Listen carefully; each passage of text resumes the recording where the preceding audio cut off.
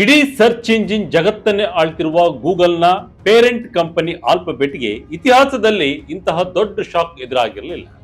ಕೇವಲ ಒಂದೇ ಒಂದು ದಿನದಲ್ಲಿ ಆಲ್ಫಾಬೆಟ್ ಕಂಪನಿಯ ಷೇರುಗಳು ಶೇಕಡ 6ರಿಂದ 7ರಷ್ಟು ಕುಸಿದು ಬಿದ್ದಿದ್ದು, ಮಾರ್ಕೆಟ್ನಿಂದ ಬರೋಬ್ಬರಿ $250 ರಿಂದ $270 ಬಿಲಿಯನ್ ನಷ್ಟು ಸಂಪತ್ತು ಧೂಳಿಪಟವಾಗಿದೆ. ಎಸ್ ವೀಕ್ಷಕರೇ, ಭಾರತೀಯ ರೂಪಾಯಿಗಳಲ್ಲಿ ಲೆಕ್ಕ ಹಾಕಿದರೆ ಇದು ಲಕ್ಷಾಂತರ ಕೋಟಿ ರೂಪಾಯಿಗಳಾಗುತ್ತದೆ. ಮೇ 18ರಂದು $408.61 ದಾಖಲೆಯ ಎತ್ತರದಲ್ಲಿದ್ದ ಆಲ್ಫಾಬೆಟ್ ಷೇರುಗಳು ಜೂನ್ 22ರ ವೇಳೆಗೆ $361.99ಗೆ ಕುಸಿದು ಬಿದ್ದಿವೆ. ಅಂದರೆ ಕೇವಲ 5 ವಾರಗಳಲ್ಲಿ ಗೂಗಲ್ನ ಷೇರುಗಳು ಶೇಕಡ 11ಕ್ಕಿಂತಲೂ ಹೆಚ್ಚು ಇಳಿಕೆಯಾಗಿವೆ. ಆದರೆ ಅಚ್ಚರಿಯ ವಿಷಯ ಏನಪ್ಪಾ ಅಂದ್ರೆ, ಈ ಭಾರಿ ಕುಸಿತ ಕಂಡಿದ್ದು ಕಂಪನಿಯ ರೆವಿನ್ಯೂ ಕಡಿಮೆ ಆಗಿದ್ದಕ್ಕಲ್ಲ, ಅಥವಾ ಯಾವುದೇ ಹೊಸ ಸರ್ಕಾರಿ ರೂಲ್ಸ್ ಬಂದಿದ್ದಕ್ಕಲ್ಲ. ಗೂಗಲ್ ಕ್ಲೌಡ್ ವರ್ಷದಿಂದ ವರ್ಷಕ್ಕೆ ಬರೋಬ್ಬರಿ 63% ಗ್ರೋತ್ ಕಾಣ್ತಾ ಇದೆ. ಕಂಪನಿಯ ಒಟ್ಟು ಕಾಂಟ್ರಾಕ್ಟೆಡ್ ಬ್ಯಾಕ್ಲಾಗ್ ಬರೋಬ್ಬರಿ $460 ಬಿಲಿಯನ್ ತಲುಪಿದೆ. ಇದು ಗೂಗಲ್ ವರ್ಷವಿಡೀ ಸಂಪಾದಿಸುವ ಒಟ್ಟು ಆದಾಯಕ್ಕಿಂತಲೂ ಹೆಚ್ಚಾಗಿದೆ. ಹಾಗಿದ್ರೂ ಇನ್ವೆಸ್ಟರ್ಸ್ ಗೂಗಲ್ ಶೇರ್ಗಳನ್ನು ಯಾಕೆ ಈ ರೀತಿ ಮಾರಿ ಓಡಿ ಹೋಗ್ತಿದ್ದಾರೆ? ಗೂಗಲ್ ಸಾಮ್ರಾಜ್ಯಕ್ಕೆ ಕಂಟಕ ತಂದಿಟ್ಟ ಆ 2 ಬಿಗ್ ರಹಸ್ಯಗಳಾದ್ರೂ ಏನು? ಈ ವಿಡಿಯೋದಲ್ಲಿ ನಾವು ಗೂಗಲ್ ಒಳಗೆ ನಡೆಯುತ್ತಿರುವ ಆ ದೊಡ್ಡ ಬಿಕ್ಕಟ್ಟಿನ ಬಗ್ಗೆ ಡೀಟೇಲ್ ಆಗಿ ಮಾತನಾಡೋಣ ಬನ್ನಿ. ಗೂಗಲ್ ಕಂಪನಿಗೆ ಬ್ರೈನ್ ಡ್ರೈನ್ ಶಾಕ್, ಕೈಕೊಟ್ಟ super star researchers. Yes, Google ಇಷ್ಟೊಂದು ದೊಡ್ಡ ಆಘಾತ ಎದುರಿಸಲು ತಕ್ಷಣದ ಕಾರಣ ಅಂದ್ರೆ ಅದು ಗೂಗಲ್ನ 2 ಪ್ರಮುಖ AI ಸಂಶೋಧಕರು ಕಂಪನಿ ಬಿಟ್ಟು ಹೊರ ನಡೆದಿರುವುದು. ಇದನ್ನೇ ಬಿಗ್ ಬ್ರೈನ್ ಡ್ರೈನ್ ಅಂತ ಕರೆಯಲಾಗ್ತಾ ಇದೆ. ಮೊದಲನೇದಾಗಿ ಗೂಗಲ್ನ ವೈಸ್ ಪ್ರೆಸಿಡೆಂಟ್ ಆಫ್ ಇಂಜಿನಿಯರಿಂಗ್ ಮತ್ತು ಜೆಮಿನಿ AI ಮಾಡೆಲ್ಗಳ ಹಿಂದಿದ್ದ ಪ್ರಮುಖ ಸೂತ್ರಧಾರ ನೋಮ್ ಶಾಜಿರ್ ರವರು ಗೂಗಲ್ ತೊರೆದು ಪ್ರತಿಸ್ಪರ್ಧಿ ಓಪನ್ AI ಸೇರಿದ್ದಾರೆ. ಈ ನೋಮ್ ಶಾಜಿರ್ ಸಾಮಾನ್ಯ ವ್ಯಕ್ತಿ ಅಲ್ಲ. ಇವರು 2017ರ ಐತಿಹಾಸಿಕ ಟ್ರಾನ್ಸ್ಫಾರ್ಮರ್ ರಿಸರ್ಚ್ ಪೇಪರ್ನ ಸಹ ಲೇಖಕರು. ಇವತ್ತಿನ ಆಧುನಿಕ AI ಕ್ರಾಂತಿಗೆ ಈ ಟ್ರಾನ್ಸ್ಫಾರ್ಮರ್ ತಂತ್ರಜ್ಞಾನವೇ ಅಡಿಪಾಯ.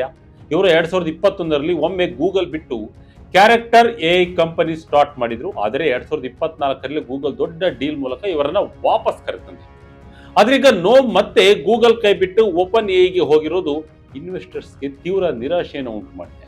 ಇದಾದ ಕೆಲವೇ ದಿನಗಳಲ್ಲಿ ಗೂಗಲ್ಗೆ 2ನೇ ಬಿಗ್ ಶಾಕ್ ಎದುರಾಯಿತು. ಗೂಗಲ್ನ ಡೀಪ್ ಮೈಂಡ್ ವಿಭಾಗದ ಪ್ರಮುಖ ರಿಸರ್ಚರ್ ಮತ್ತು 2024ರ ರಸಾಯನಶಾಸ್ತ್ರದ ನೊಬೆಲ್ ಪ್ರಶಸ್ತಿ ವಿಜೇತ ಜಾನ್ ಜಂಪರ್ ಕೂಡ ಗೂಗಲ್ ತೊರೆದು ಆಂಥ್ರೋಪಿಕ್ ಕಂಪನಿ ಸೇರಿದ್ದಾರೆ.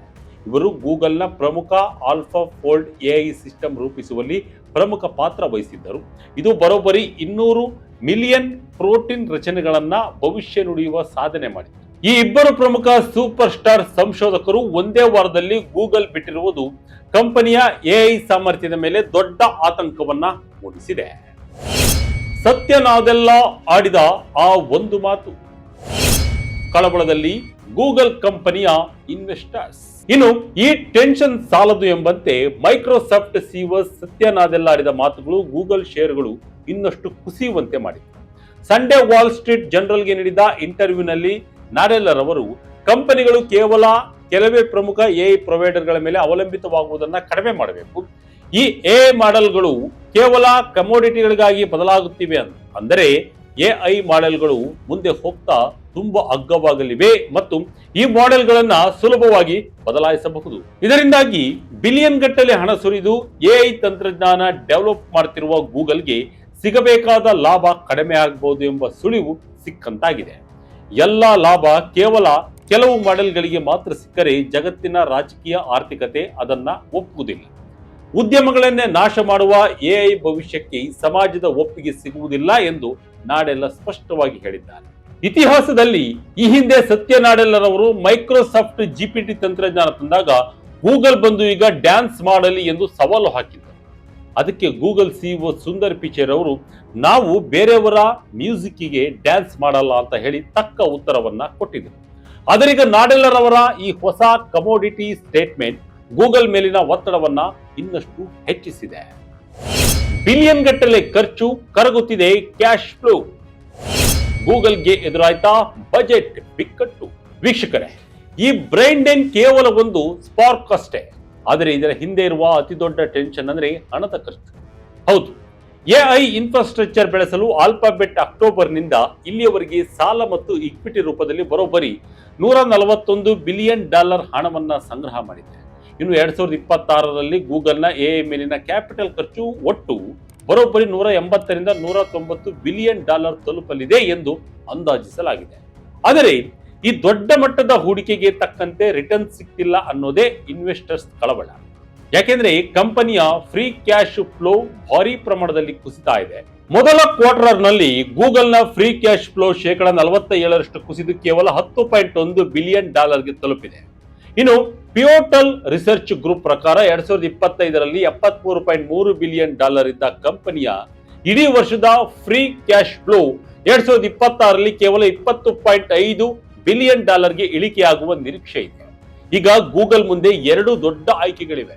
ಒಂದು, ಎಐ ರೇಸ್ ನಲ್ಲಿ ಜಯ ಸಾಧಿಸಲು ಇದೇ ರೀತಿ ಹಣ ಸುರಿಯುತ್ತಾ ಇರಬೇಕು, ಇಲ್ಲವೇ ಈ ಹಣವನ್ನ ಸೆಮಿಕಂಡಕ್ಟರ್ ಮತ್ತು ಎನ್ವಿಡಿಯಾ ಜೊತೆಗಿನ ಸ್ಪರ್ಧೆಗೆ ರಿಡಿಪ್ಲಾಯ್ ಮಾಡಬೇಕು. ಸರ್ಚ್ ಸಾಮ್ರಾಜ್ಯ ಸೇಫ್ ಎಐ ರೇಸ್ ನಲ್ಲಿ ಹಿಂದೆ. ಎನ್ವಿಡಿಯಾ ಓಪನ್ ಎ ನಡುವೆ ಜಿದ್ದಾಜಿದ್ದಿ.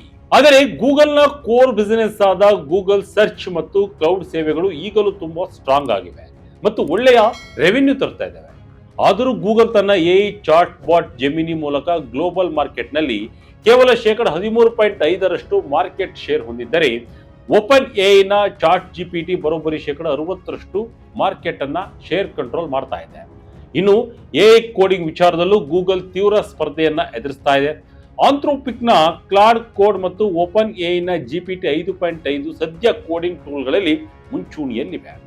ಗೂಗಲ್ ತನ್ನ ಸಾಂಪ್ರದಾಯಿಕ ಸರ್ಚ್ ಅನ್ನ ಕಳೆದುಕೊಳ್ಳದೆ ಇರಬಹುದು, ಆದರೆ ಮುಂದಿನ ಜನರೇಷನ್ ಎಐ ಆಧಾರಿತ ಅಸಿಸ್ಟೆಂಟ್ಗಳ ಸ್ಪರ್ಧೆಯಲ್ಲಿ ಗೂಗಲ್ ಹಿಂದೆ ಬೀಳುತ್ತಿದೆಯೇ ಎನ್ನುವ ಅನುಮಾನ ಹೂಡಿಕೆದಾರರನ್ನ ಕಾಡ್ತಾ ಇದೆ. ಎಲ್ಲರಲ್ಲೂ ಈಗ ಜೆಮಿನಿ 3.5 ಪ್ರೋ ನಂತಹ ನೆಕ್ಸ್ಟ್ ವರ್ಷನ್ಗಳು ಕ್ರಾಂತಿಕಾರಿ ಬದಲಾವಣೆ ತರಲಿ ಎಂದು ಕಾಯ್ತಾ ಇದ್ದಾರೆ. ಆಂಥ್ರೋಪಿಕ್ ಜೊತೆಗಿನ ಕಾಂಪ್ಲಿಕೇಟೆಡ್ ಪಾರ್ಟ್ನರ್ಶಿಪ್. ಒಂದೇ ಕಂಪನಿಯ ಮೇಲಿನ ಅವಲಂಬನೆ ರಿಸ್ಕ್ ತರುತ್ತಾ? ವೀಕ್ಷಕರೇ, ನಮಗೆಲ್ಲ ಗೊತ್ತಿರುವ ಹಾಗೆ ಗೂಗಲ್ ಕಂಪನಿಯು ಆಂಥ್ರೋಪಿಕ್ನ ಅತಿ ದೊಡ್ಡ ಇನ್ವೆಸ್ಟರ್ಸ್ ಮತ್ತು ಇನ್ಫ್ರಾಸ್ಟ್ರಕ್ಚರ್ ಪಾರ್ಟ್ನರ್ ಆಗಿದ್ದಾರೆ. ಏಪ್ರಿಲ್ನಲ್ಲಿ ಆಂಥ್ರೋಪಿಕ್ ತನ್ನ ಕ್ಲೌಡ್ ಕಂಪ್ಯೂಟಿಂಗ್ ಅಗತ್ಯಕ್ಕಾಗಿ ಗೂಗಲ್ ಮತ್ತು ಬ್ರಾಡ್ಕಾಮ್ ಜೊತೆ ಒಪ್ಪಂದವನ್ನ ಮತ್ತಷ್ಟು ವಿಸ್ತರಿಸಿದೆ. ಈ ಹೊಸ ಒಪ್ಪಂದದ ಪ್ರಕಾರ ಆಂಥ್ರೋಪಿಕ್ ಕಂಪನಿಗೆ 2027ರಿಂದ ಗೂಗಲ್ನ ಬರೋಬ್ಬರಿ 3.5 ಗಿಗಾವ್ಯಾಟ್ ಟಿಪಿಯು ಕಂಪ್ಯೂಟಿಂಗ್ ಸಾಮರ್ಥ್ಯ ಸಿಗಲಿದೆ. ಇದು ಅಕ್ಟೋಬರ್ 2025ರಲ್ಲಿ ನಡೆದ 1 ಗಿಗಾವ್ಯಾಟ್ ಮತ್ತು 1 ಮಿಲಿಯನ್ ಟಿಪಿಯುಗಳ ಒಪ್ಪಂದಕ್ಕಿಂತ ಭಾರಿ ದೊಡ್ಡದಾಗಿದೆ. ಆಂಥ್ರೋಪಿಕ್ನ ಆನ್ಯುವಲೈಸ್ಡ್ ರೆವೆನ್ಯೂ ಕೂಡ 2025ರ ಕೊನೆಯಲ್ಲಿದ್ದ $9 ಬಿಲಿಯನ್ ನಿಂದ $30 ಬಿಲಿಯನ್ ಗೆ ಜಿಗಿದಿದೆ. ಇದು ನೋಡಲು ಗೂಗಲ್ಗೆ ಒಳ್ಳೆಯ ಸುದ್ದಿಯಂತೆ ಕಂಡರೂ ಇಲ್ಲೊಂದು ದೊಡ್ಡ ರಿಸ್ಕ್ ಇದೆ. ಗೂಗಲ್ ತನ್ನ ಕ್ಲೌಡ್ ಉದ್ಯಮವನ್ನು ಬೆಳೆಸಲು ಈಗ ಆಂಥ್ರೋಪಿಕ್ ಮೇಲೆ ಅತಿಯಾಗಿ ಅವಲಂಬಿತವಾಗಿದೆ. ಹೇಗೆ ಒರಾಕಲ್ ಕಂಪನಿ ಓಪನ್ ಎ ಮೇಲೆ ಅತಿ ಹೆಚ್ಚು ಕಸ್ಟಮರ್ ಕಾನ್ಸಂಟ್ರೇಷನ್ ರಿಸ್ಕ್ ಹೊಂದಿದೆಯೋ, ಅದೇ ರೀತಿ ನಾಳೆ ಆಂಥ್ರೋಪಿಕ್ ಗ್ರೋತ್ ಸ್ಲೋ ಆದರೆ ಅದರ ನೇರ ಪರಿಣಾಮ ಗೂಗಲ್ನ ಕ್ಲೌಡ್ ರೆವೆನ್ಯೂ ಮೇಲೂ ಆಗಲಿದೆ. ಡೇಟಾ ಸೆಂಟರ್ಗಳ ಮೇಲೆ ಭಾರಿ ಹೂಡಿಕೆ, ಹೊಸ ಪ್ರಾಜೆಕ್ಟ್ ಮಾಡೆಲ್ಗಳ ಭಾರ, ಇದೆಲ್ಲದರ ಜೊತೆಗೆ ಗೂಗಲ್ಗೆ ಮತ್ತಷ್ಟು ತಲೆನೋವುಗಳಿವೆ. ಇತ್ತೀಚೆಗೆ ವಿಜ್ ಸ್ವಾಧೀನ ಪ್ರಕ್ರಿಯೆಯು ಇಂಟಿಗ್ರೇಷನ್ ಕಾಸ್ಟ್ಗಳು ಮತ್ತು ದಿನೇ ದಿನೇ ಹೆಚ್ಚುತ್ತಿರುವ ಡೇಟಾ ಸೆಂಟರ್ಗಳ ಎನರ್ಜಿ ವೆಚ್ಚಗಳು ಗೂಗಲ್ ಕ್ಲೌಡ್ನ ಲಾಭಾಂಶದ ಮೇಲೆ ಪೂರ್ತಿ ಪರಿಣಾಮ ಬೀರಲಿವೆ. ಹಾಗೆಯೇ ಜಗತ್ತಿನಾದ್ಯಂತ ಗೂಗಲ್ ಎದುರಿಸುತ್ತಿರುವ ಆಂಟಿ ಟ್ರಸ್ಟ್ ಅಥವಾ ಏಕಸ್ವಾಮ್ಯ ವಿರೋಧಿ ಕಾನೂನು ಸಮರಗಳು ಇನ್ವೆಸ್ಟರ್ಸ್ಗೆ ಮತ್ತಷ್ಟು ಗೊಂದಲವನ್ನ ತಂದಿಟ್ಟಿವೆ. ಇದು ಗೂಗಲ್ಗೆ ದೊಡ್ಡ ತಲೆನೋವಾಗಿದ್ದು ದಿನದಿಂದ ದಿನಕ್ಕೆ ನಷ್ಟವನ್ನ ಅನುಭವಿಸುತ್ತಿವೆ.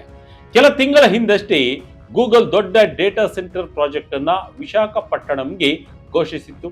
ಅದಲ್ಲದೆ ಎಐ ರೇಸ್ ನಲ್ಲಿ ಮುಂದೆ ಹೋಗಲು ಮೊನ್ನೆ ನಡೆದ ಗೂಗಲ್ ಐಒ ಮೀಟ್ ನಲ್ಲಿ ಹಲವು ಹೊಸ ಪ್ರಾಜೆಕ್ಟ್ಗಳನ್ನ ಸುಂದರ್ ಪಿಚೈ ಘೋಷಿಸಿದ್ದರು.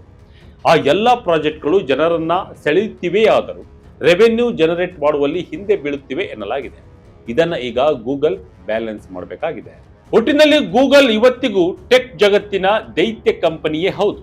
ಆದರೆ ಎಐ ರೇಸ್ ನಲ್ಲಿ ಓಪನ್ ಎಐ ಆಂಥ್ರೋಪಿಕ್ ನೀಡುತ್ತಿರುವ ತೀವ್ರ ಸ್ಪರ್ಧೆ ಮತ್ತು ಪ್ರಮುಖ ಸಂಶೋಧನೆಗಳ ನಿರ್ಗಮನ ಗೂಗಲ್ನ ಮುಂದಿನ ಹಾದಿಯನ್ನ ಕಠಿಣಗೊಳಿಸಿದೆ. ಅದಲ್ಲದೆ ಇನ್ವೆಸ್ಟರ್ಸ್ ಗೂಗಲ್ ಮೇಲೆ ನಂಬಿಕೆ ಕಳೆದುಕೊಳ್ಳುತ್ತಿರುವ ಸರ್ಚ್ ಇಂಜಿನ್ ದೈತ್ಯಗೆ ದೊಡ್ಡ ಹೊಡೆತ ನೀಡುತ್ತಿದೆ. ಸುಂದರ್ ಪಿಚೈ ನೇತೃತ್ವದ ಗೂಗಲ್ ಈ ಬಿಕ್ಕಟ್ಟಿನಿಂದ ಹೇಗೆ ಹೊರಬರಲಿದೆ ಎಂಬುದನ್ನ ಕಾದು ನೋಡಬೇಕಿದೆ. ಈ ಬೆಳವಣಿಗೆ ಬಗ್ಗೆ ನಿಮಗೆ ಏನ್ ಅನಿಸುತ್ತೆ ಕಮೆಂಟ್ ಮೂಲಕ ನಮಗೆ ತಿಳಿಸಿ. ಇದಾಗಿತ್ತು ಈ ಕ್ಷಣದ ಇಂಟ್ರೆಸ್ಟಿಂಗ್ ಸ್ಟೋರಿ. ಇದೇ ರೀತಿಯ ಸ್ಟೋರಿಗಾಗಿ Vijaya Karnataka website, YouTube page, Facebook page follow ಮಾಡ್ತಾ ಇರಿ. ಧನ್ಯವಾದಗಳು.